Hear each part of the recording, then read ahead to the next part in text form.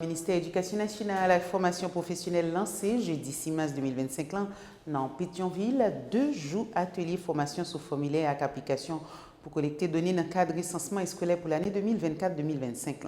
Directeur départemental ouest MUNFP, Étienne Louis-Seul France, précisé qu'il y a 6500 écoles publiques et privées qui déclarent dans le département de l'ouest dans le cadre de recensement. À travers l'initiative, ça, il a renouvelé l'engagement de la direction départementale pour travailler pour renforcer le système éducatif haïtien. Le ministère de l'Éducation nationale et de la formation professionnelle, Augustin Antoine, dit autorité prend engagement pour renforcer le plan national d'éducation et puis travaille pour rendre le gouvernance secteur éducatif la plus efficace. On suit un excellent micro par qui c'est quoi avec Bernard Marcel.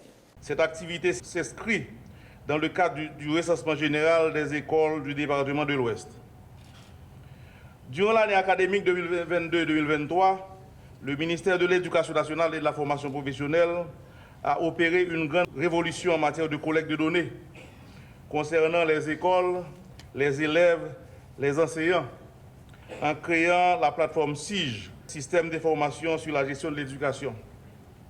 Les écoles étaient autorisées à se déclarer elles-mêmes sur cette plateforme. De cette date à aujourd'hui, plus de 6500 écoles se sont déclarées. Mais vous conviendrez que l'État doit disposer de bonnes informations et surtout des informations fiables en vue de prendre les meilleures décisions. D'éducation et de formation est le document de référence du ministère en continuité avec le PNEF. Et dans ce plan, l'emphase est mise sur les problématiques que je viens de citer.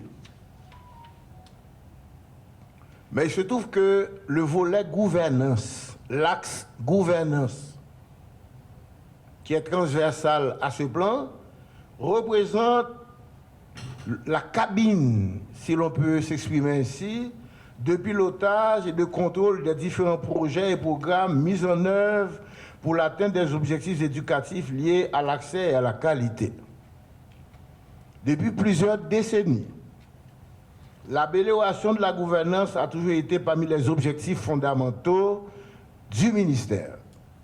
En effet, une bonne gouvernance est essentielle pour disposer d'un système éducatif efficace, performant, répondant aux attentes des usagers, c'est-à-dire les élèves et par extension leurs familles.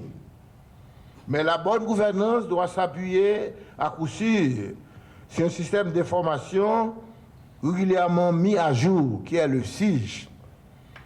Et comme j'ai eu à le dire la fois dernière lors d'un échange que j'ai eu avec les cadres pilotant le SIGE, de mon point de vue, c'est une grande avancée pour le ministère de l'Éducation nationale.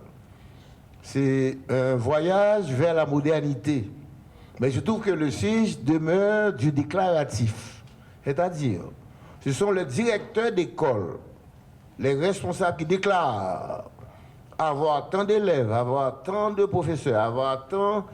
Mais ce n'est pas le ministère lui-même, à l'issue d'un travail de terrain, qui arrive à vérifier.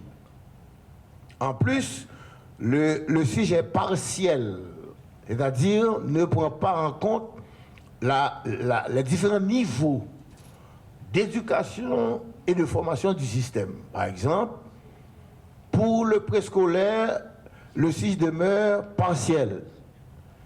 Pour l'enseignement non formel, les informations ne sont pas dans le SIGE. Pour l'alphabétisation aussi.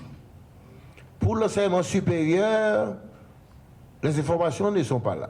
Donc, ce qui fait que un regard systémique, la totalité des sous-secteurs du système n'est pas là.